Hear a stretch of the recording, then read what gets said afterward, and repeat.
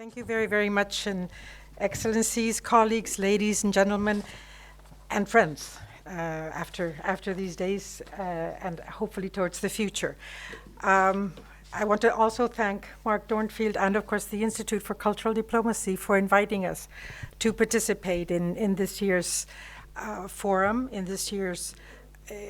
forum, which has a topic that is very, very close and central to the Club of Madrid's work, which is growing threats for democracy around the world. But let me say that I humbly stand before you as the Secretary General and one who leads the engine room of the Club of Madrid. The protagonists, the members of the Club of Madrid, are the real actors of our organization and the real leaders of the work that we do and the challenges that, together with other societies and other like-minded institutions like the Institute, the challenges that we aim to deal with, to support governments and citizens in dealing with them as well. As I said, the topic of growing threats for democracy around the world is a topic that is central to the work of the Club of Madrid, because the mission of the Club of Madrid is to foster democratic values, democratic leadership, and democratic practice.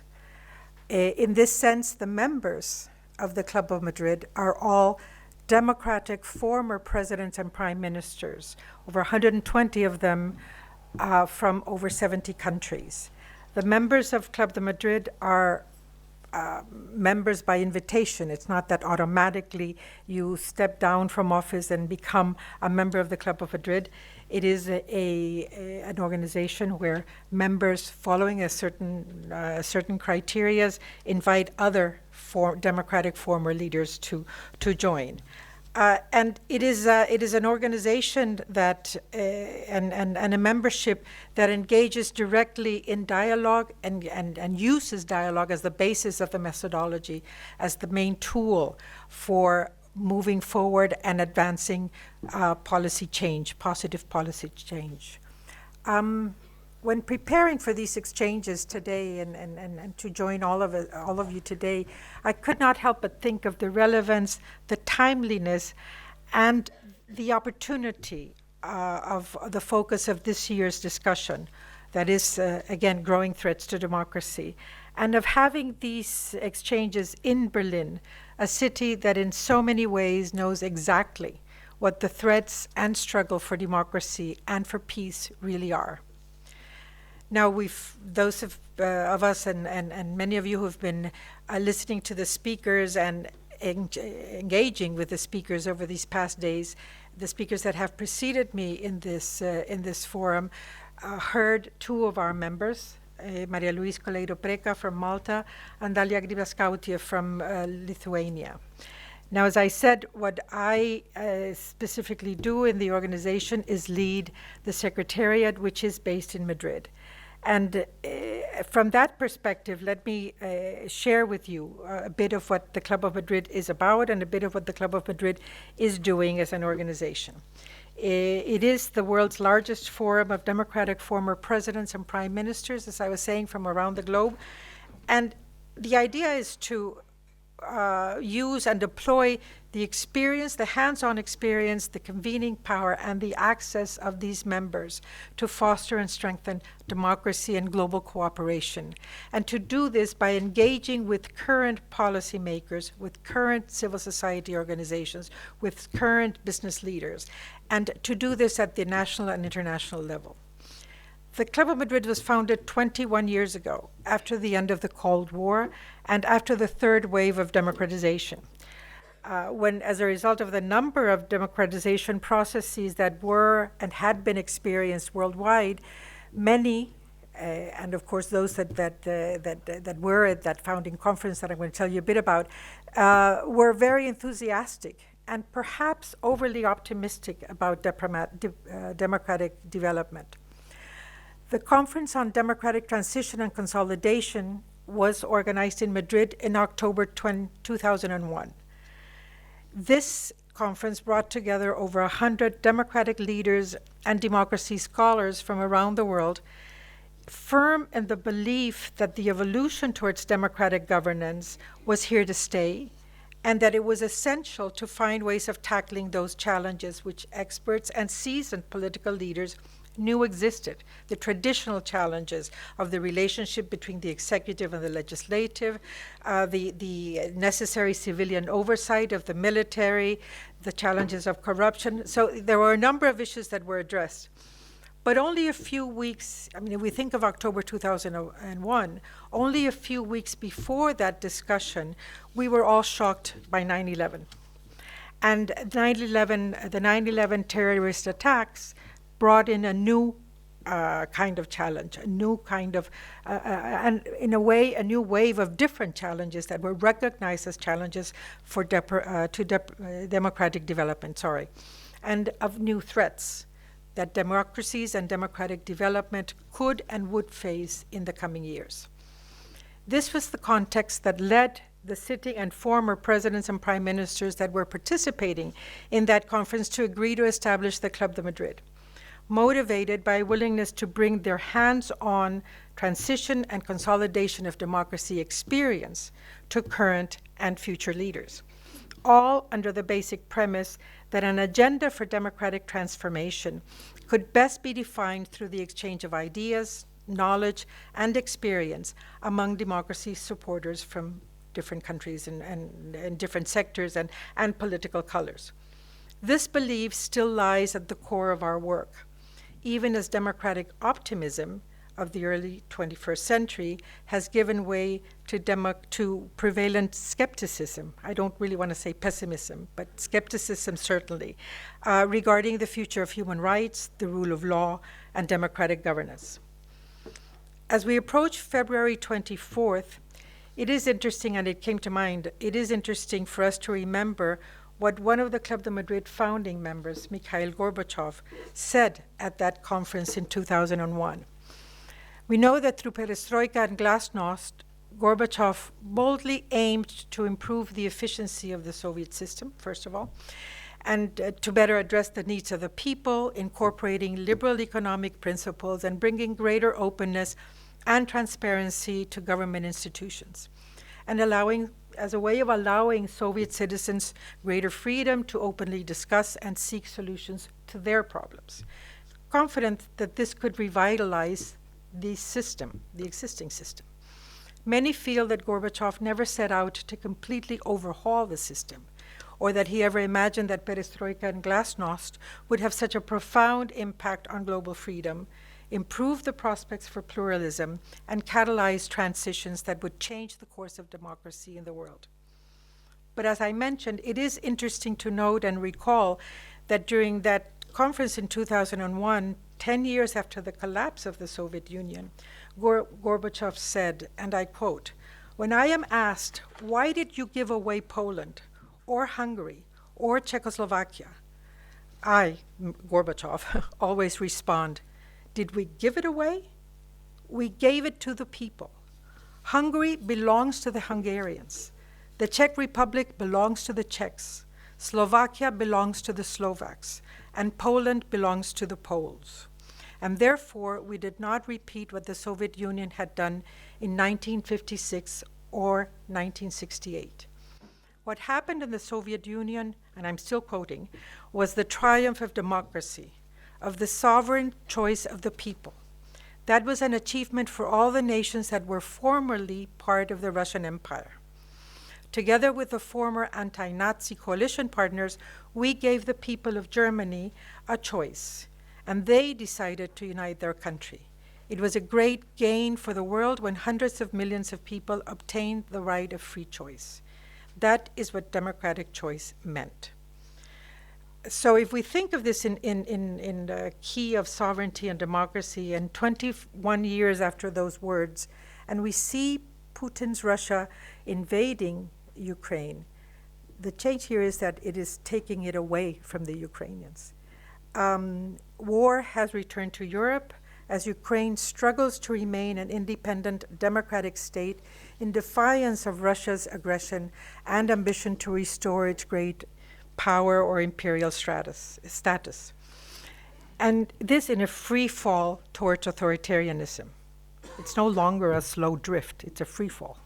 and not only in Russia, but in many other regions and many other countries. We see populists and authoritarians undermining democracy elsewhere, in both mature and newer democratic systems. The world is a far cry from what Mikhail Gorbachev and many others envisioned after the collapse of communism and the end of the Cold War.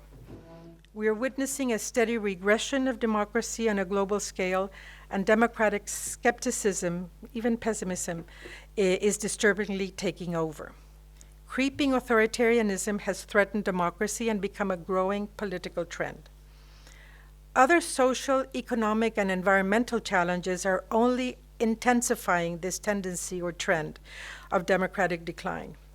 Corruption, systemic inequality, populist discourse, political violence, and poor delivery, and I want to stress that word, in health, education, employment, housing, security, and other public services are eroding citizens' trust in democratic leaders and casting a shadow over the ability of democratic systems to tackle major global issues and to deliver on people's basic needs. The rapid social changes brought about by globalization, power shifts, and the technological revolution have profoundly altered the political attitudes and aspirations of citizens around the world. Inequality within and between countries is seriously grinding down our democracies, fueling old conflicts or creating new ones, perpetuating poverty, destroying the hope and future of youth and children everywhere. Over the past 3 years, we've witnessed how unprepared most countries were to equitably protect the lives and livelihoods of all their citizens in the face of COVID. Social protection instruments have failed to meet the needs of large segments of the population, and women, youth, informal workers, the elderly, ethnic and religious minorities, and other vulnerable groups have been disproportionately left behind. Citizens' trust is to a very large extent linked to the government's ability to meaningfully respond to people's basic needs, to the protection of their fundamental rights, and to the respect for the rule of law. And citizens' trust is essential for democracy. Democracies must maintain a steady commitment to equitable, inclusive, and sustainable social and economic development, including social protection, education, and health care for all. Leadership in democracies must inspire, but it must also deliver. Only with effective delivery will democracy flourish and even survive. This is what the 2030 agenda that Esteban was referring to earlier, and its sustainable development goals and the numerous targets and the mantra of leaving no one behind is all about. And the achievement of the sustainable development goals remains crucial. It is time to invest in people. There is a growing demand for a renewed social contract. This is something that we're working on and advocating for quite intensely. A renewed social contract strong enough to provide a secure and decent life for all in the midst of the complexity and multiplicity of current challenges and crises. We must rethink social development for people and planet, support the advancement of urgent environmental and social reforms, and in so doing, seek to establish a new eco-social contract for our societies, anchored in respect for fundamental rights, inclusive and equitable social and economic development, as well as respect for our planet. A framework in which our societies can work in partnership to redefine human progress and build trust at the national, but also at the global level. We've referred to the international community, and we've heard the term many times during these few days and during the forum. When we speak about democracy, democratic governance, and democratic practice in today's so very interconnected world, it is important to think of the national and global levels. Democratic practice can be significantly fostered and reinforced by multilateral frameworks and action, and multilateralism can be greatly strengthened by democracy. So we see here the two the two elements: democracy allowing multilateralism and global cooperation to be stronger, and that global cooperation and multilateralism allowing democracy to also be firmer and stronger and grow. This year, 2023, we, the international community, will have a number of very significant, or will be participating in a number of very significant international summits at the highest political level, many of them in the UN system, others in other groupings and international bodies or frameworks. There will be an Sustainable Development Goals Summit, a Summit of the Future, which Germany is in fact co-facilitating together with Namibia, a high-level dialogue on financing for development, a high-level meeting on universal health care, and of course the G20 summit. And this is just to name a few, because there are these international dialogues going on all the time.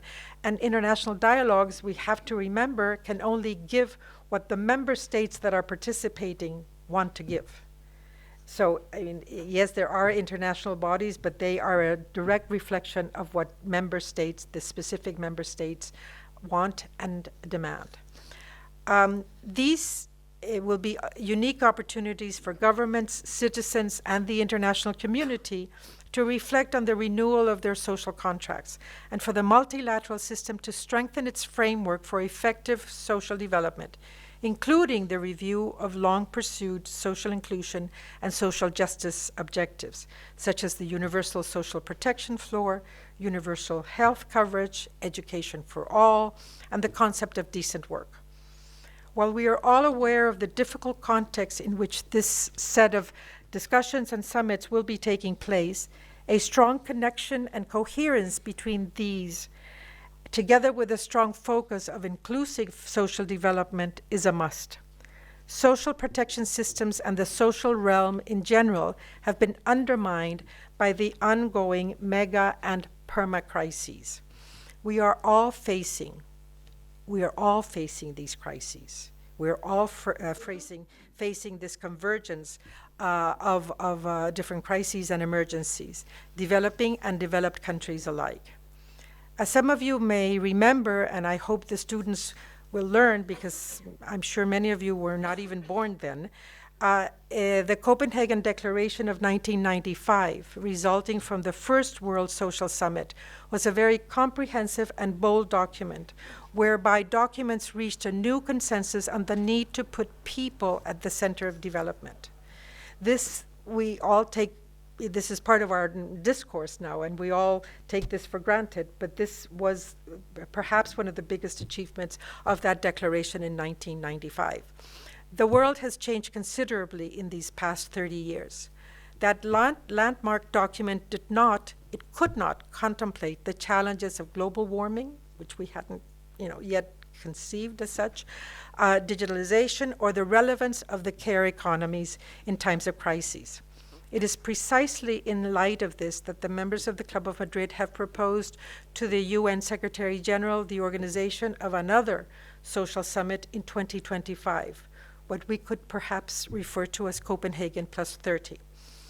And this as an intergovernmental process and a platform for current leaders to address all of these issues that have to do with that eco-social contract that I was mentioning earlier, and to provide a further push in the last 5 years, in the last 5-year run towards the achievement of the 2030 agenda.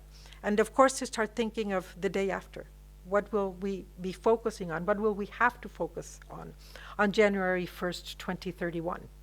We have to give ourselves time to start planning and working towards that. Strong political commitments will give concrete meaning to the principle of leaving no one behind, and will help democracies and global governance institutions to deliver and regain much needed public trust in governments.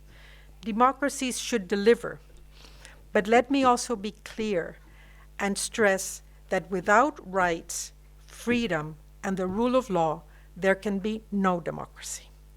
A proper balance between stability and freedom, between delivery of of not only goods, global public goods, global common goods, but including rights.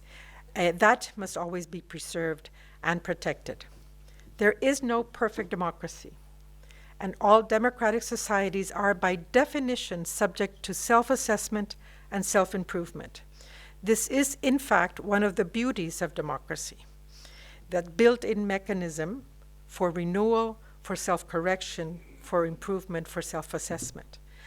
And this is cooperation in identifying and implementing solutions to common challenges will only strengthen the resilience of our democracies. Now on trust, there is widespread concern regarding the profound disconnect between citizens and democratic leadership and institutions. Effective dialogue between the government and citizens is missing. And as a result, citizens are losing trust in their governments. The profound societal changes brought about by the technological and digital revolution are also raising new questions about the very essence of democracy and the mechanisms through which democratic values are promoted and experienced, but also attacked. We are all aware of these two sides of the digitalization coin. And we were just hearing about hate speech, for example, and that is one of the dark sides of the digitalization coin. Political developments worldwide have revealed that societies are increasingly divided by polarizing discourses and governance styles that are stretching the limits of democratic institutions. The level of political and social polarization affecting our societies is of great concern. While the liberal order thrives on diversity, political differences, and open debate of policy issues, excessive polarization can ultimately paralyze democracy. Opportunistic political actors and the rise of identity politics, fueled by the long-neglected social challenges, continues to threaten political stability, creating spaces for demagogic leadership to step in. The US and Brazil have just very recently provided living proof of the impact that certain kinds of leadership can have on our institutions and on the separation of powers central to the democratic system. It is time for our political leaders and parties to put the us versus them rhetoric aside and create a political environment in which societies can heal their divisions by identifying and building upon shared values and needs. Polarization is affecting both our democracies as well as the world order and the multilateral system. At a time when the world is facing a confluence of unprecedented crises and emergencies, we cannot allow geopolitical tensions and a lack of global cooperation to dictate the international agenda. Responsible leadership is more needed than ever if we want to respond and avoid catastrophes. Some would say that the world is divided between democracies and autocracies, but it really isn't that simple. It really isn't that clear-cut. And Russia's war against Ukraine might provide some answers or some explanations. The war has certainly shaken Europe to the core, and we have seen and continue to see aggression we thought behind us in Europe. However, the international community, and this is the other side of the coin, has also shown its solidarity with Ukraine, condemning Russia's aggression and providing military and humanitarian assistance to the country. But the priority must be to end the war, build peace and stability, rebuild the country, and bring war criminals to justice. In doing this, the international response must also take a comprehensive, multi-level democratic approach. This means not only investing in the Ukrainian state and its institutions and its citizens, supporting its parliaments and civil society, but also using this opportunity to build unity and strengthen support for democracy wherever it is needed, including through civil society organizations operating and fighting repression in endangered neighboring countries.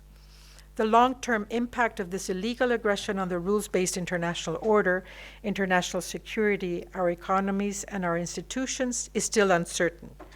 Western democracies are strongly opposing Russia's aggression to Ukraine, but the condemnation by non-Western countries is by no means, broad or widespread or total. Discussions and voting patterns at the UN General Assembly have been a reality check, and we have seen that a lot of the world's population lives in countries whose governments are either neutral or Russia-leaning. Many countries see the war in Ukraine as a Western conflict, as a Western war, not necessarily of their making or of their concern. This reflects their frustration with the established international order, its emphasis on Western issues, and even a bit of resentment in light of past Western intervention or lack of it in their affairs. What will the implications of this new global environment be for democracies and democratic support or democracy support? The coming years will give us some answers, and there are some other challenges that I'd briefly like to address. Digital transformation is shaping the way we access and consume information, and democracies around the world are struggling to ensure that the media serves the public interest. Technology has facilitated the rapid growth of digital content, providing new, faster ways for the public to be informed and educated. But it has also increased the exposure to malicious information that favors sensationalist and often hateful material over evidence-based and factual content. This system does not stop providing fertile ground for fake news, hate speech, disinformation, and propaganda. Our leaders in society must aim to support high-quality journalism to counter the current business models of the media. We must also support those that provide quality information but cannot sustain themselves within a free market and the current business model. And this is a tricky balance. In order to address the ongoing polarization and growing mistrust between North and South, support from established democracies to developing public interest media in countries that cannot finance this type of initiative is crucial. It is undeniable that the challenges ahead of us will require exceptional leadership.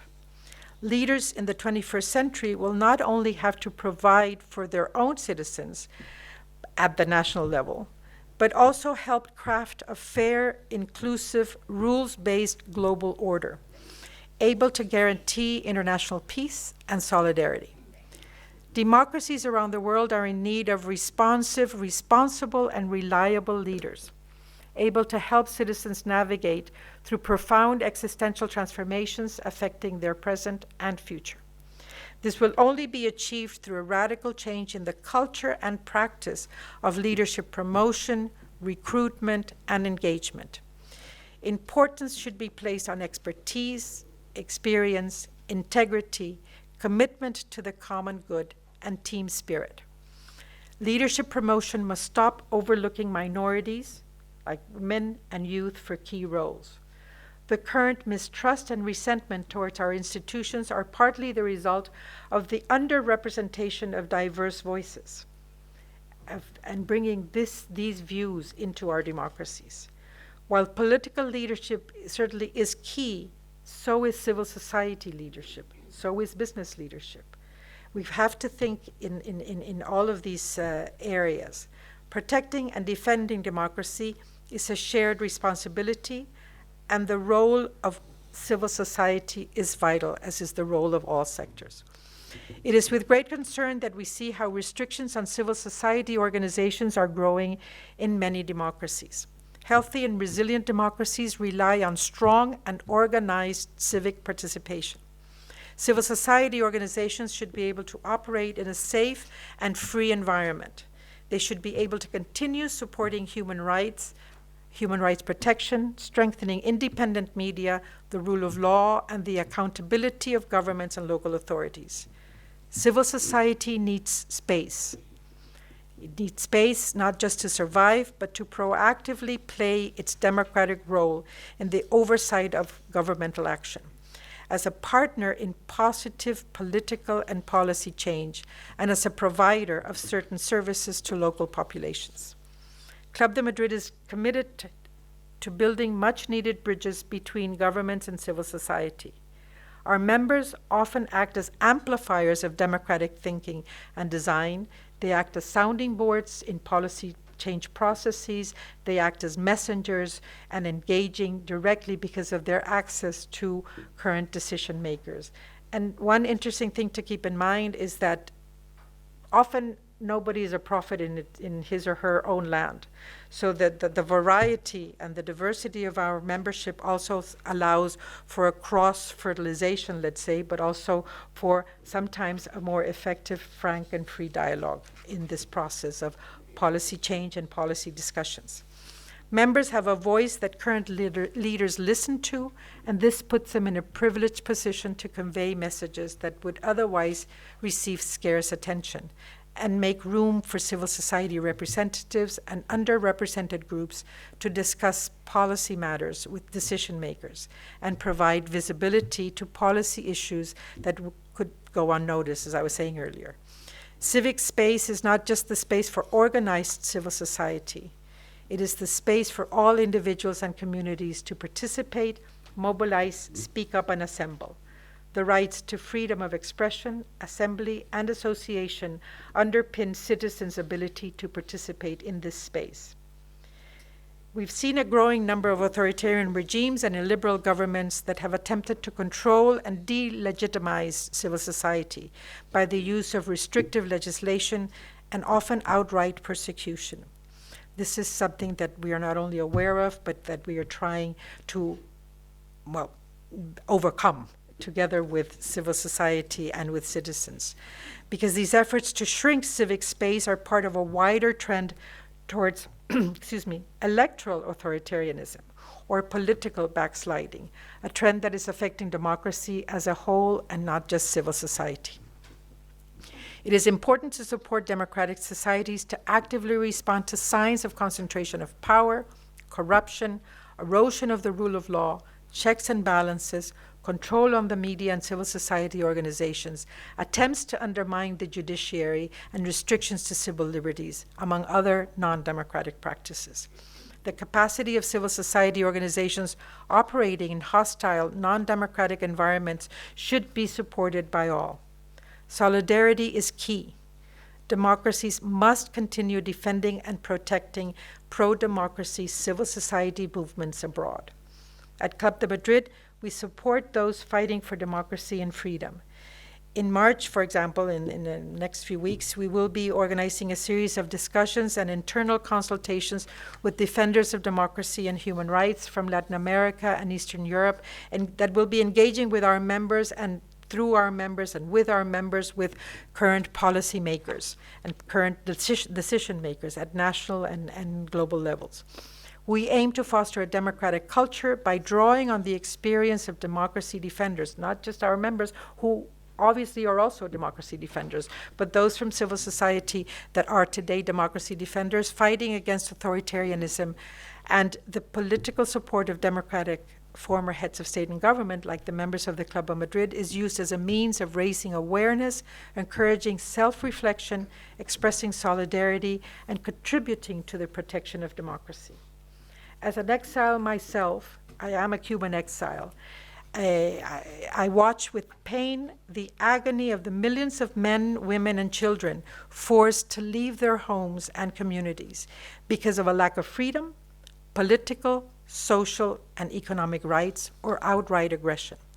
And this across the globe, in Africa, Asia, Europe, Latin America. We see this everywhere, unfortunately, and we see this growing. These are not all political activists. Many are simply individuals, persons eager to enjoy and exercise the basic right to express themselves, to work, to have or to give their children an education, food, and shelter. No nation can take democracy for granted.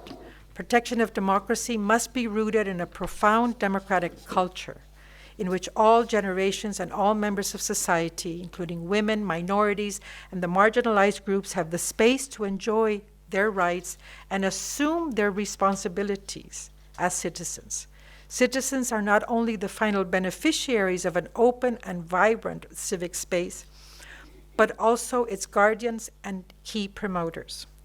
Broadening participation in democracy means actively reaching out and engaging citizens, including underrepresented or marginalized voices, and protecting the fundamental rights that underpin their participation. These are some of the harshest issues which our members addressed through Club de Madrid. To conclude, allow me to share a quote from the president of the Club de Madrid, Danilo Turk, former president of Slovenia. People have to live democracy. It is a way of expressing oneself in a social environment. It requires freedom of thought, freedom of expression, and it requires the opportunity to participate in a meaningful way. Democracy is a way of life. Thank you. Thank you very much.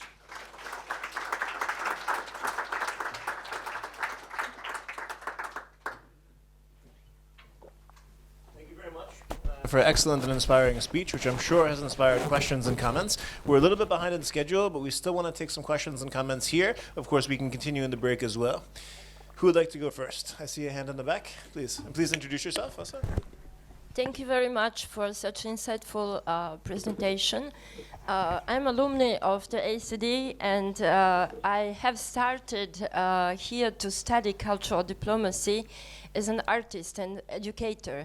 So current developments since 2015 with the Agenda 2030 of the United Nations have actually moved worldwide toward perception of values and practices to toward more sustainable, more love to next oriented relations and relationships toward human world and nature.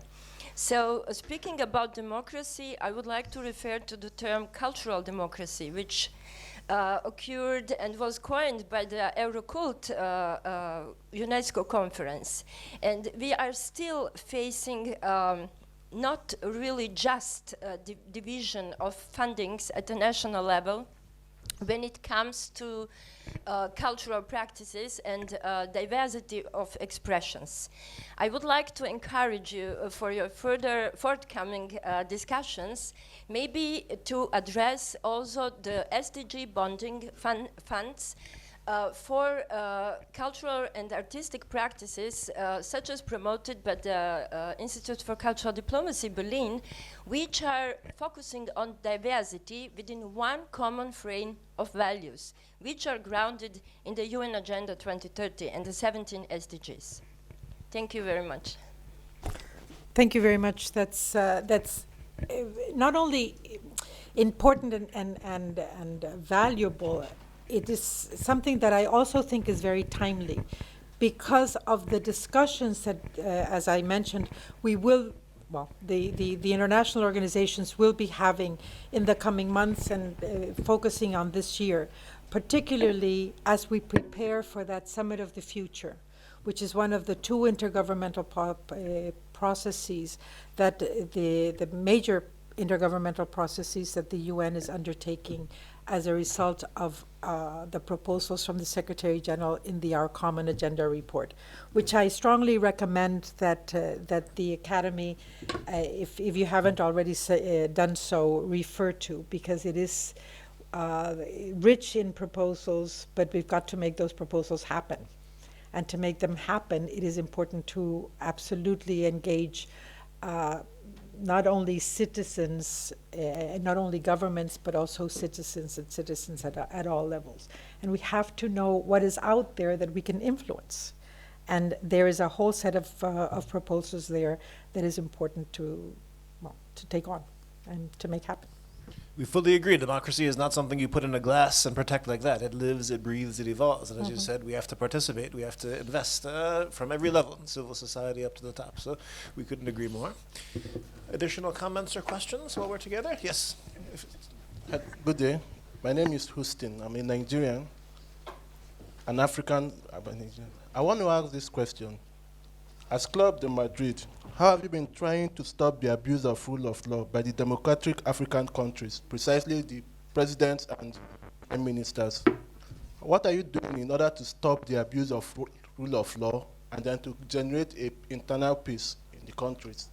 Using Nigeria for an example, we're having our elections on Saturday, but the president and his cronies, they've turned the country into an ethnic divide so bad that every ethnic group is now standing on its own like if you don't give us this, it will turn to a war.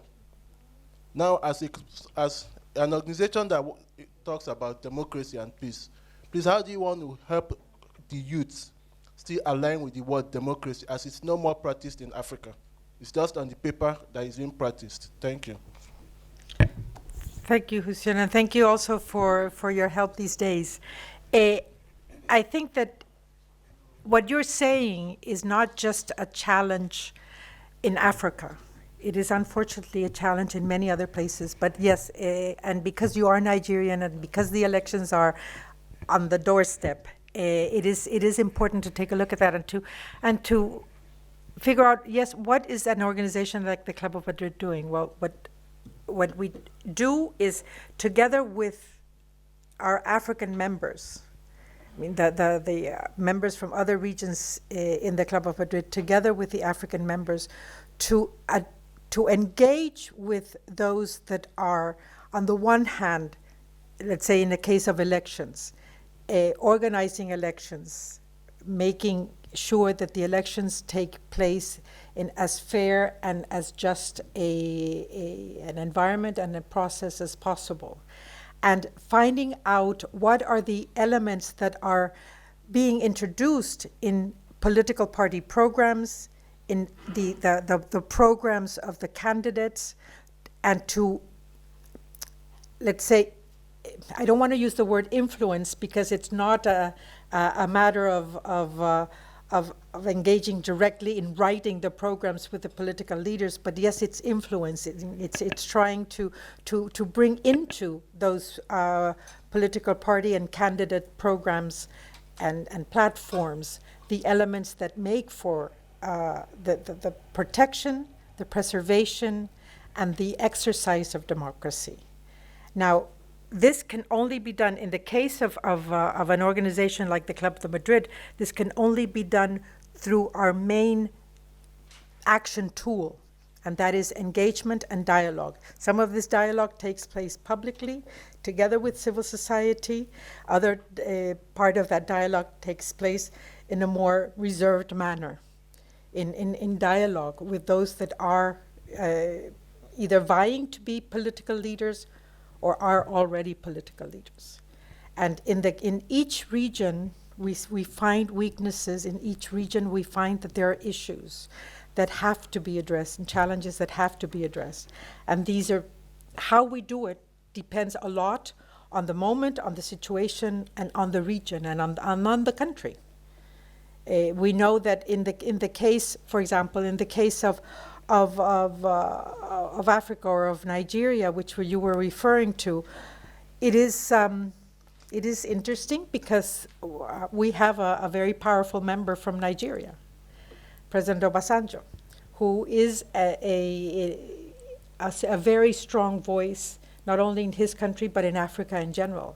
So in many cases, in other African countries, for example, when we have been engaging with them regarding reform processes or regarding administrative processes, let's say, we use the voice of powerful African leaders that have navigated through transitions, and that is how we move forward.